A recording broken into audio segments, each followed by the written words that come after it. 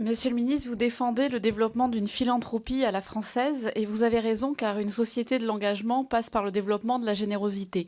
En 2018, c'est 7,5 milliards d'euros qu'ont donné les Français pour une cause d'intérêt général. Que ce soit les rapports parlementaires qui ne s'intéressent d'ailleurs qu'au mécénat culturel alors que ce secteur n'est pas le principal bénéficiaire de la générosité des Français, ou le dernier rapport de la Cour des comptes, seul le critère quantitatif financier est analysé. Il est extrêmement rare de trouver une étude qualitative de la philanthropie permettant de donner du sens aux quelques 900 millions d'euros de dépenses fiscales liées à la générosité des entreprises et les 1,4 milliard liés à celles des particuliers. Nous connaissons à peu près les raisons qui motivent les entreprises et les particuliers à s'engager pour le bien commun en faisant acte de générosité.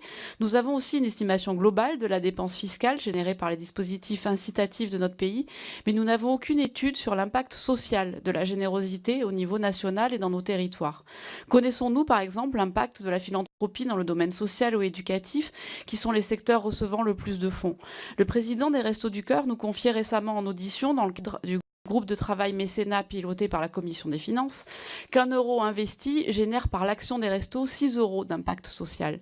L'une des missions du Parlement est d'évaluer les politiques publiques, et tandis que la dépense fiscale liée au mécénat est souvent montrée du doigt par une approche purement comptable, il devient urgent d'y opposer une évaluation de l'impact social de la générosité des Français.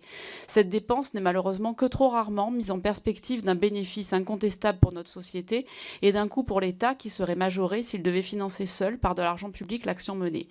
Il est temps de considérer et de démontrer que la générosité est un investissement social plus qu'une charge pour notre pays.